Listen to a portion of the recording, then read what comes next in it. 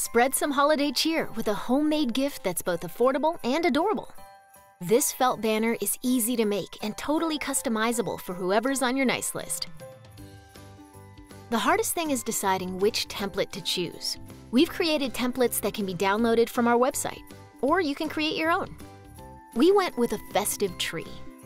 For extra detail, try embroidering. We created these V-shaped tree branches with a simple backstitch.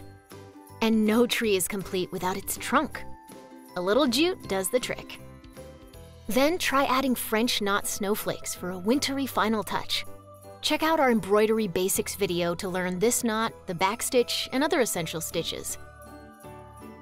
Completing this banner is easy with pre-cut square dowels. Simply glue in place, tie on some jute, and it's ready to hang.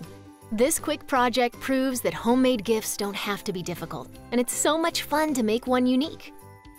Subscribe to our YouTube channel for more DIY videos and inspiration. Happy crafting!